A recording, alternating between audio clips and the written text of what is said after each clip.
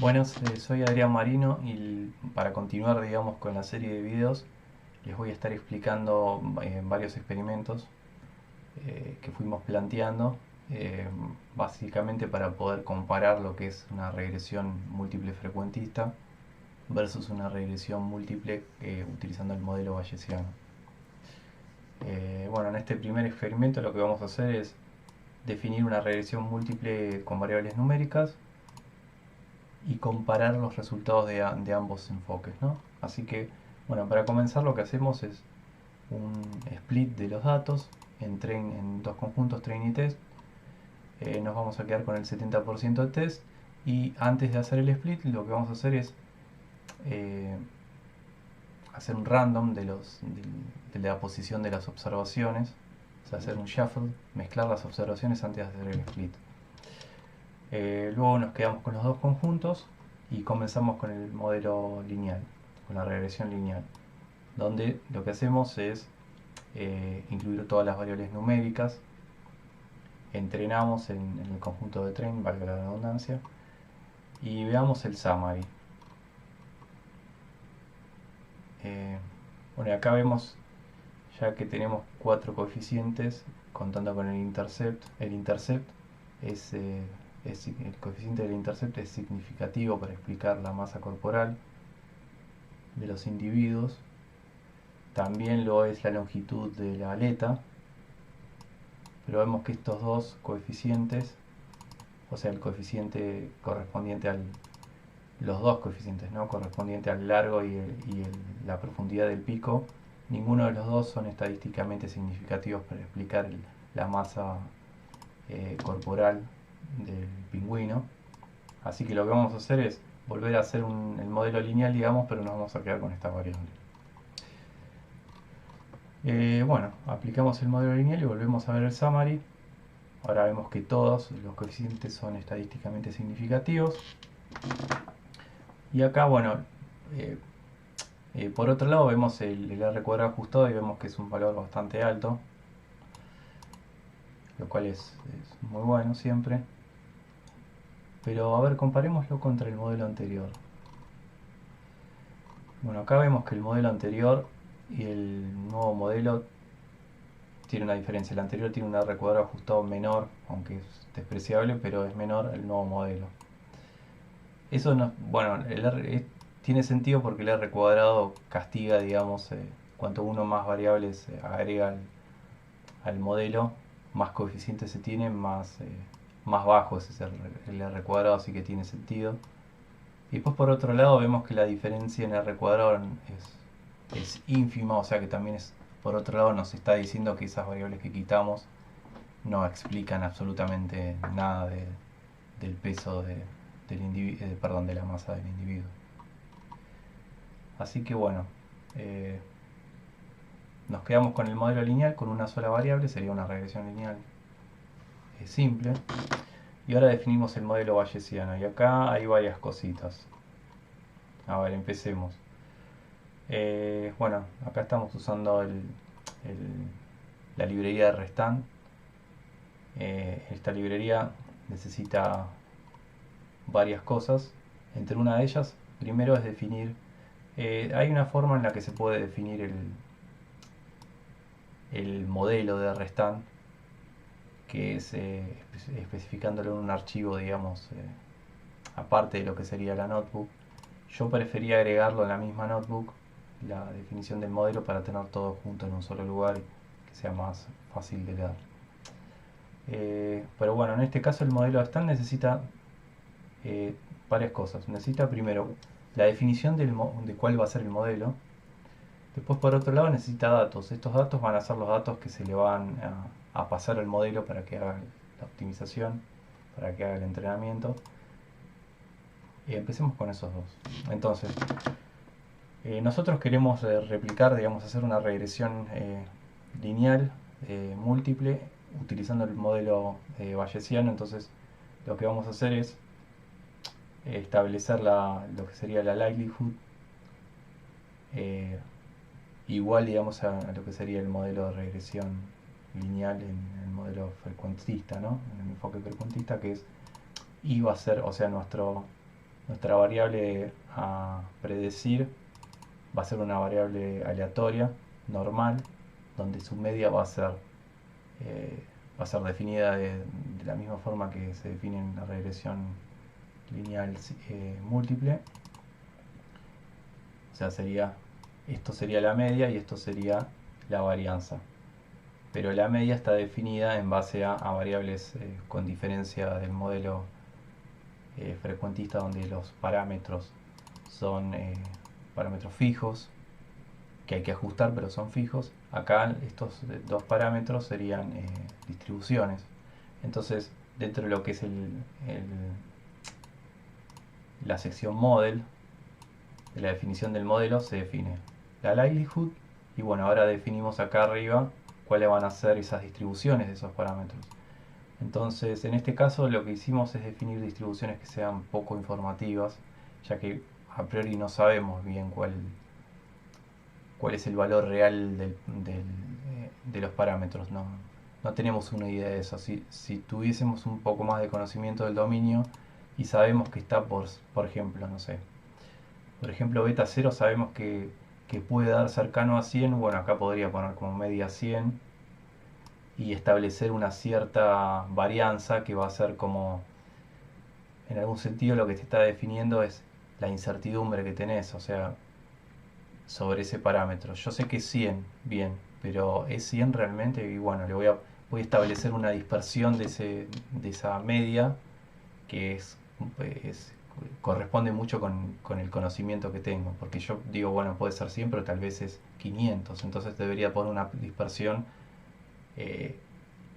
mayor. Si podría darme entre 100 y 500, bueno, debería elegir una dispersión mínimamente de 500 o 600 para tener un poco de margen, digamos, ¿no? Pero bueno, en este caso sabemos que es un valor que tiene miles, así que le ponemos 8000 al intercept y un valor de 100 al coeficiente, lo que sería el coeficiente del largo de la aleta. Y después usamos asignamos lo que sería la varianza, una distribución exponencial con parámetro lambda 0,1. Bueno, ahí definimos el modelo. Bueno, estas variables se tienen que definir, son variables reales, serían lo que serían doubled en otros lenguajes. O sea, todos los coeficientes serían tipo real.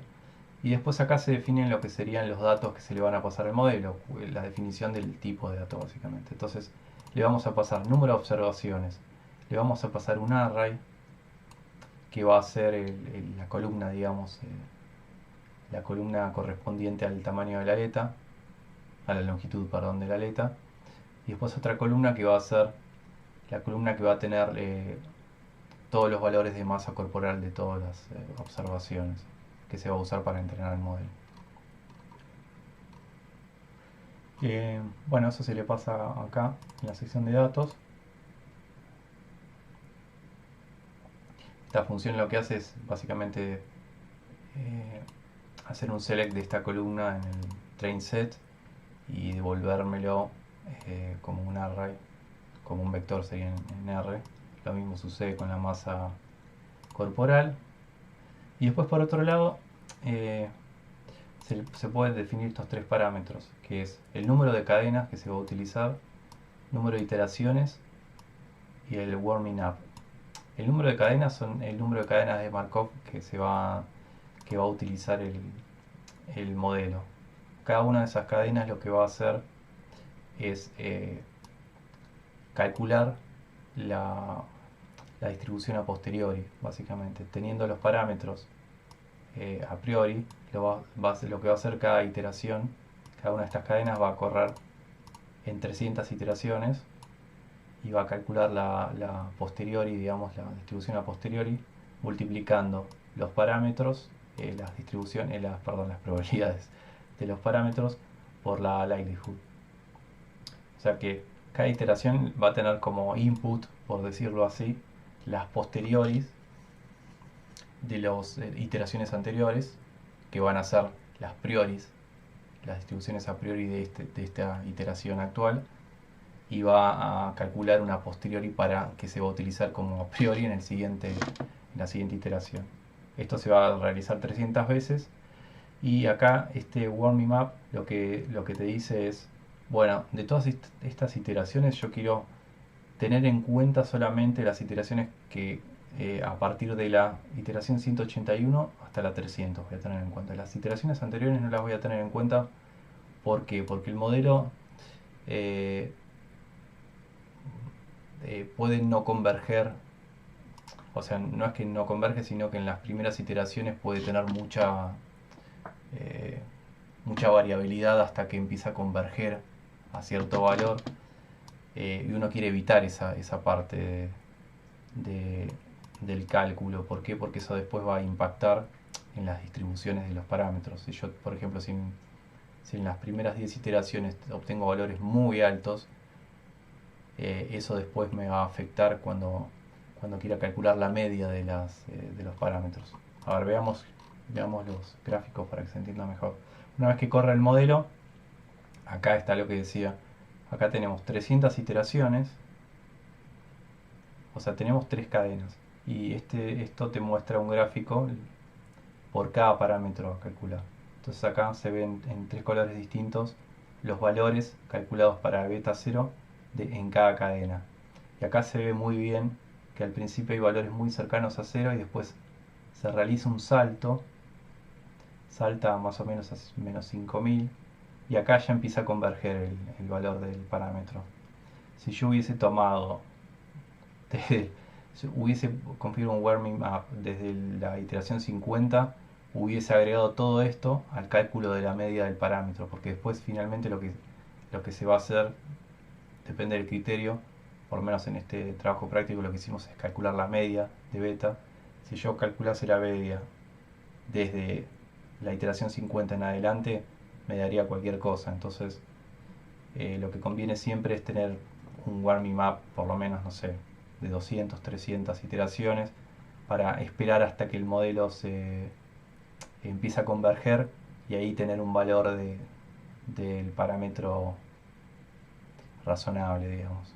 En este caso, desde la iteración 180 ya acá en el cálculo de la media se ve que va a ser un valor aceptable.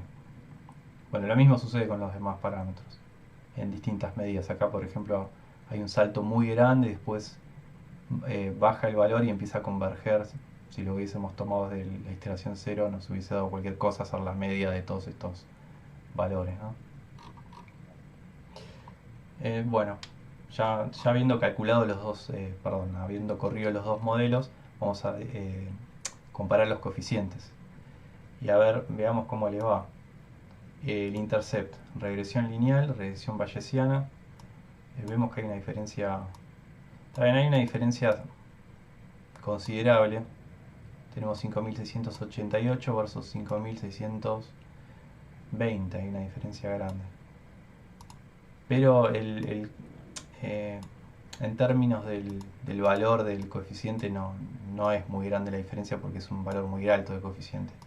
Después acá en el largo de la aleta es muy baja la diferencia.